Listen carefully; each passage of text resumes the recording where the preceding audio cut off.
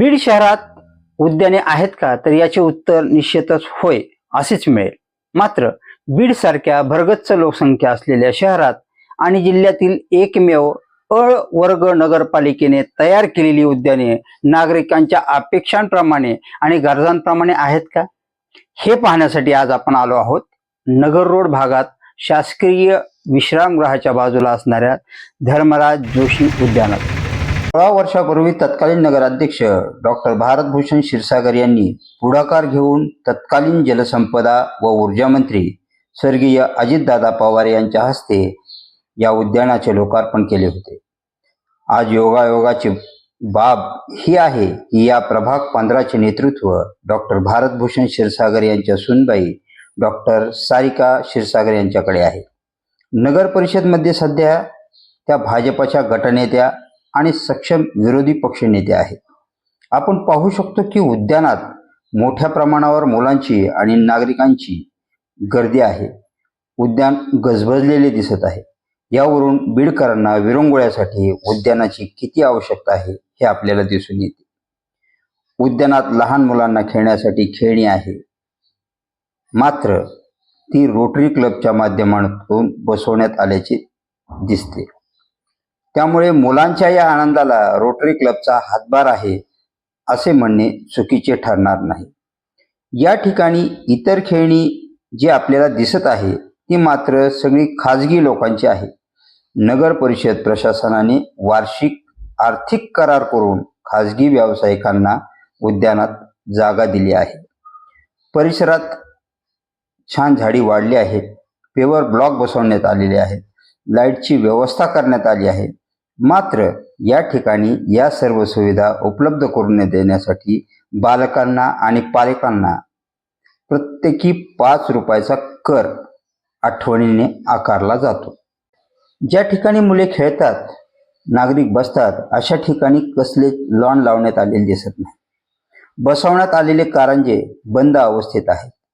उद्यानात सर्वत्र रानगवत आणि रानझुडपे वाढले आहेत.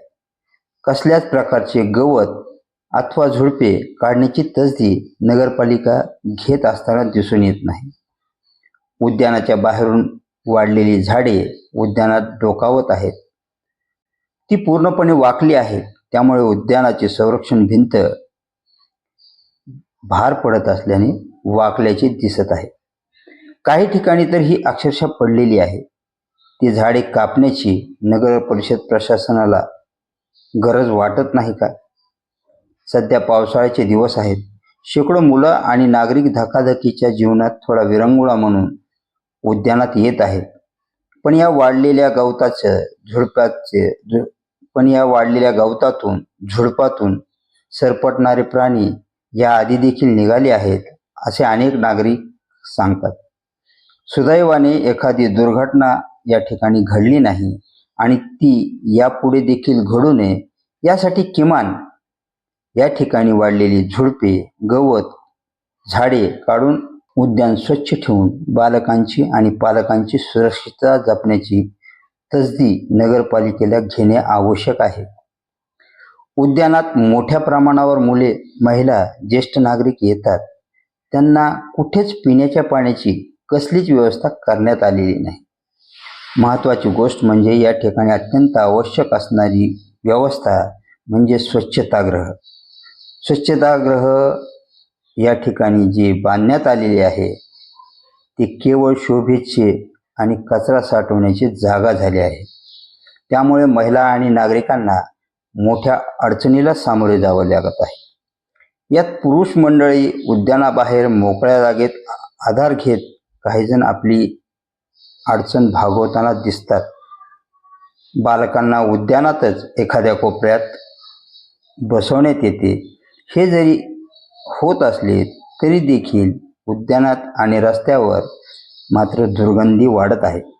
याकडे नगर परिषद प्रशासनाने गांभीर्याने पाहणे गरजेचे आहे. बालकांच्या आणि पुरुषांचा प्रश्न काही प्रमाणात सुटत असला तरी देखील महिला बहिणींच्या समस्येचे निराकरण करण्याची जबाबदारी कोणाची, असा प्रश्न महिला वर्गातून उपस्थित केला जात आहे. बीडमध्ये उद्यानांची वानवा आहेच, छोट्या छोट्या जागेत असणारी अवघी 2-3 बालउद्याने बीडकरांची उद्यानात गेल्याची समज जरी काढत असले तरी देखील नगर परिषद प्रशासन आणि राज्यकर्ते किमान बालकांना आणि पालकांना सुविधा देऊन बीडकरांची समज काढतील का, हा प्रश्न मात्र पडलेलाच आहे. तो कधी सुटणार हे येणारा काळच ठरवेल. मी प्रमोद पुसरेकर, न्यूज इंडिया 23 बीड.